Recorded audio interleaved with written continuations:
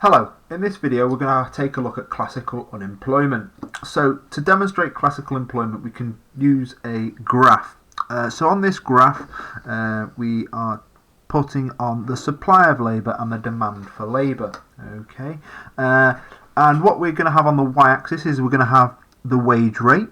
So label that wage rate, and you can abbreviate that to WR if you so desire. And then we've got Q here, and this is the quantity of labour. Okay, so you can just put a little L, little capital L below the Q. So we're looking here on the x-axis at the quantity of labour, and we're looking at the wage rate on the y-axis. Okay, so we have our upward sloping supply curve. And here we are going to put a little L again, and this again representing the supply of labour. So the supply of labour curve relates to workers themselves, and it makes sense that at a higher wage rate, so a wage rate quite high up here, that we would have a greater number of workers who are willing and able to supply their labour. Okay, and obviously it would make sense that at a lower wage rate, somewhere around here for example, only a small number of workers would be willing and able to supply their workers. That's why we have a lower quantity. So it makes sense that this is the supply of labour curve, and this relates directly to workers themselves, because obviously at the higher wage rate they would be obviously more willing and able to supply their labour when in comparison to a lower wage rate. And then the other curve that we need to add to our diagram is the demand for labour curves, and we're going to label this DL. And again, the shape of this curve makes sense because the demand for labour comes from firms. Because obviously firms are the ones who demand labour, i.e. in the sense that they hire them. Okay, and it would make sense that at the higher wage rate, obviously firms would demand less labour, and obviously we'd see that with obviously the lower quantity of labour being hired. Obviously the reason behind that would be that obviously at a higher wage rate there would be increased costs of production for firms. Whereas at a lower wage rate the demand for labour would be a lot higher. Again, the reason being that obviously the costs of production would be a lot lower with a lower wage rate, and therefore they'd be more willing and able to take on a larger number of workers. Okay, so obviously the equilibrium point we have here we can just label W, and we'll label it WQ. Okay, and that would be the W would be the market equilibrium wage rate. Okay, this would be the point at which the supply and demand of labour are equal to each other.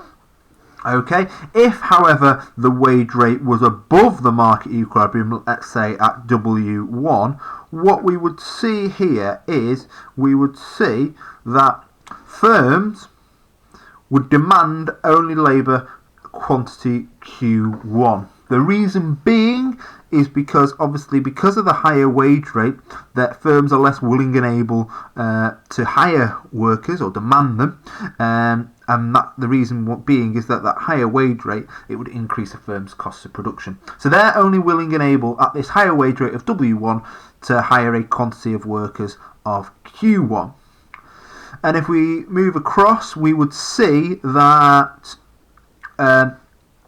the quantity Q2 represents the number of workers who are willing and able to supply their labour.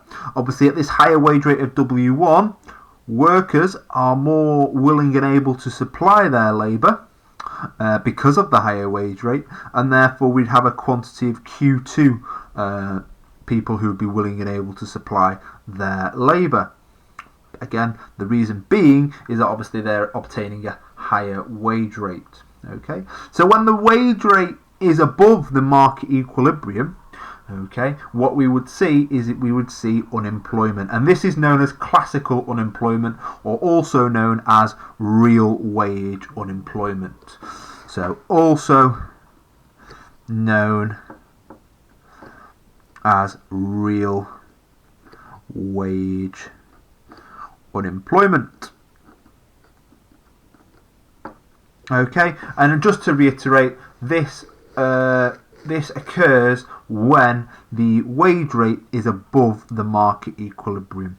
Okay, and this is known as real wage unemployment or classical unemployment. And the amount of unemployment that there is Q2 minus Q1. That represents the amount of unemployment. And that makes sense because it looks at the difference between the amount of workers who are willing and workers who are that are willing and able to supply their labour against the amount that firms are willing and able to hire. Okay, so obviously if this many, that Q2 is the amount of people who are willing and able to work, but Q1 is the amount of labour that firms are demanding, willing and able to hire, then obviously there's going to be unemployment, and that's represented by the difference between Q2 and Q1. Okay, so hopefully this video has clearly explained what classical unemployment is, and with the use of the diagram it clearly outlines the amount of unemployment. So just to recap, when the wage rate is above the market equilibrium, so here W1 the wage rate is above the market equilibrium, we have an excess supply of labour because more people are willing and able to work at the given wage rate W1, and that's represented by the quantity of workers being at Q2, whereas firms at this higher wage rate of W1 are only willing and able to hire a quantity of workers of Q1 because obviously it's going to cost them more to produce goods and services with this higher wage rate, and therefore the difference between Q2 and Q1 is representative of the amount of unemployment.